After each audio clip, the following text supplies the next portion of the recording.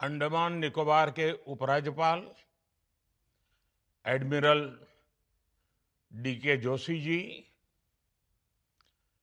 Netaji Subhash Chandra Bose INA trust के अध्यक्ष brigadier RS Chhikara जी, भारतीय स्वतंत्रता आंदोलन के सहभागी और आईएनए के शाश्वत पुरुष लेफ्टिनेंट आर माधवन जी, 23 जनवरी की ये गौरवशाली तारीख नेताजी सुभाष चंद्र बोस की जन्मजयंती, नेताजी का पराक्रम, उनका शौर्य, आज की ये तारीख हमें प्रेरणा भी देती है, हमें नेताजी के प्रति श्रद्धा भाव से भी भरती है। साथियों, बीते वर्षों में पराक्रम दिवस देश की राष्ट्रीय भावना का, नेशनल स्पिरिट का एक अभिन्न पर्व बन गया है। ये एक सुखद संयोग है कि 23 जनवरी को पराक्रम दिवस, 25 जनवरी को मतदाता दिवस, 26 जनवरी को गणतंत्र दिवस, 29 जनवरी को बीटिंग रिट्रीट और फिर 30 जनवरी को पूज्य बापू की पुण्यतिथि तक गणतंत्र का महापर्व मनाए जाने की एक नई परंपरा बन गई है। मैं इस अवसर पर आप सभी को और सभी देशवासियों को पराक्रम दिवस की अनेक अनेक शुभकामनाएं देता हूं। भाइयों बहनों, साल 2026 में पराक्रम दिवस का मुख्य आयोजन अंडमान निकोबार में हो रहा है।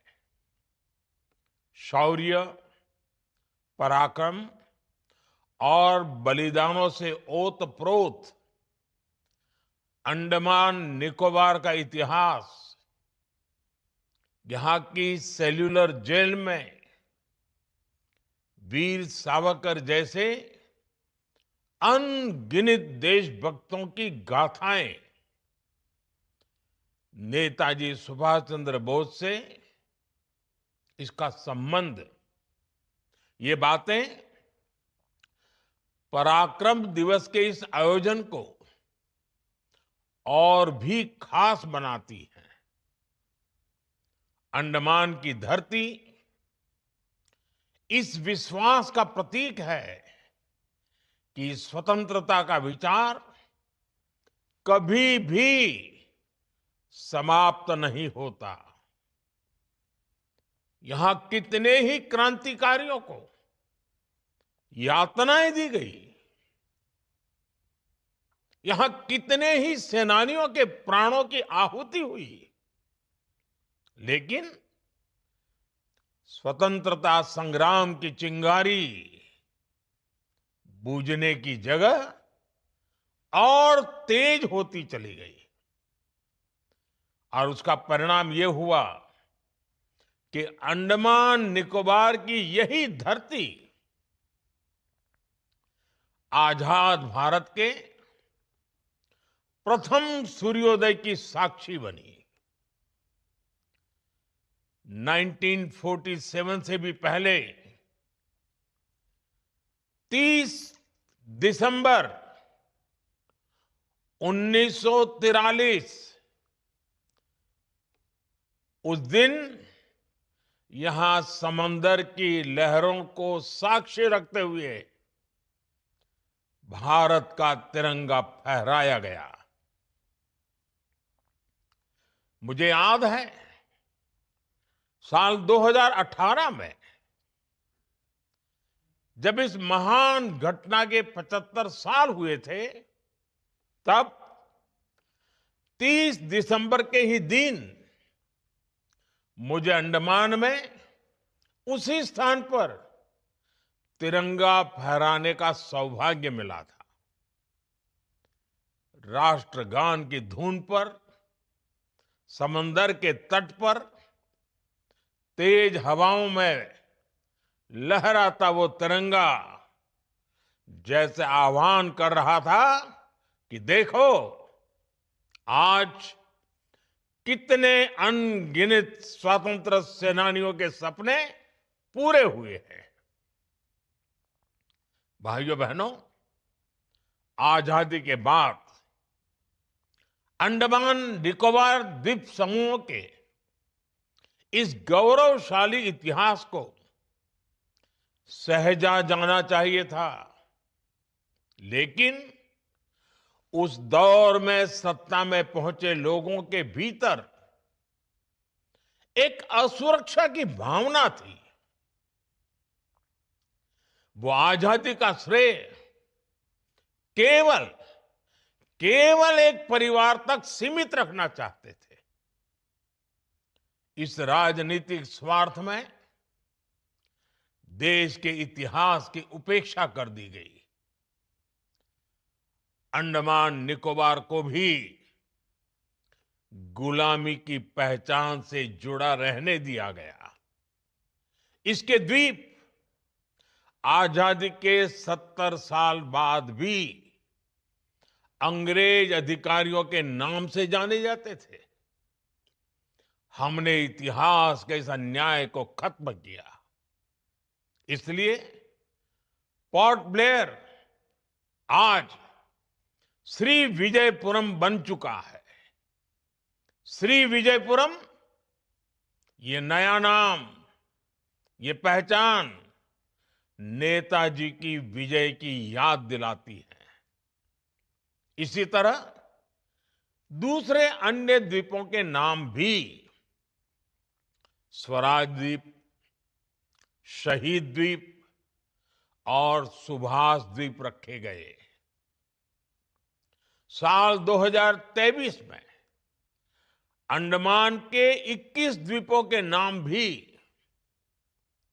भारतीय सेना के जांबाज वीर पुरुष 21 परमवीर चक्र विजेताओं के नाम पर रखे गए। आज अंडमान निकोबार के गुलामी के नाम मिट रहे हैं। आजाद भारत के नए नाम अपनी पहचान बना रहे हैं। साथियों, नेताजी सुभाष चंद्र बोस आजादी की लड़ाई के महानायक के साथ ही स्वतंत्र भारत के महान स्वप्न दृष्टा थे। उन्होंने एक ऐसे भारत की संकल्पना की थी जिसका स्वरूप आधुनिक हो और उसकी आत्मा भारत की पुरातन चेतना से जुड़ी हो। नेताजी के इस विजन से आज की पीढ़ी को परिचित कराना हम सभी का दायित्व है। और मुझे खुशी है कि हमारी सरकार इस दायित्व को बखूबी निभा रही है। हमने दिल्ली के लाल किले में नेताजी सुभाष को समर्पित म्यूजियम का निर्माण किया है। इंडिया गेट के समीप नेताजी की विशाल प्रतिमा लगाई गई है। गणतंत्र दिवस की परेड में हिंद फौज के योगदान को भी देश ने याद किया है। हमने सुभाष चंद्र बोस आपदा प्रबंधन पुरस्कार भी शुरू किए हैं। ये विभिन्न कार्य केवल नेताजी सुभाष चंद्र बोस का सम्मान ही नहीं है, ये हमारी युवा पीढ़ी के लिए और भविष्य के भी अमर प्रेरणा के स्रोत है। अपने आदर्शों का ये सम्मान, उनसे प्रेरणा, यही विकसित भारत के हमारे संकल्प को ऊर्जा और आत्मविश्वास से भर रहा है। साथियों, एक कमजोर राष्ट्र का अपने लक्ष्यों तक पहुंचना मुश्किल होता है। इसलिए नेताजी सुभाष ने हमेशा सशक्त राष्ट्र का सपना देखा। आज 21वीं सदी का भारत भी एक सशक्त और दृढ़ प्रतिज्ञ राष्ट्र के तौर पर अपनी पहचान बना रहा है। अभी अभी आपने देखा है, ऑपरेशन सिंदूर भारत को जख्म देने वालों के घर में घुसकर हमने उन्हें तबाह कर दिया। भारत आज शक्ति बढ़ाना भी जानता है, शक्ति संभालना भी जानता है और उसका इस्तेमाल करना भी जानता है। नेताजी सुभाष के समर्थ भारत के विजन पर चलते हुए आज हम डिफेंस सेक्टर को आत्मनिर्भर बनाने में जुटे हैं। पहले भारत सिर्फ विदेशों से हथियार मंगाने पर आश्रित रहता था। आज हमारा डिफेंस एक्सपोर्ट 23,000 करोड़ को पार कर चुका है। भारत में बनी ब्रह्मोस और दूसरी मिसाइलें कितने ही देशों का ध्यान खींच रही है। हम स्वदेशी की ताकत से भारत की सेनाओं का आधुनिकीकरण कर रहे हैं। भाइयों बहनों, आज हम 140 करोड़ देशवासी विकसित भारत के संकल्प के लिए एकजुट होकर काम कर रहे हैं। विकसित भारत का ये रास्ता आत्मनिर्भर भारत अभियान से मजबूत होता है। इसे स्वदेशी के मंत्र से ताकत मिलती है। मुझे विश्वास है, विकसित भारत की इस यात्रा में पराक्रम दिवस की प्रेरणा हमें निरंतर इसी तरह बल देती रहेगी।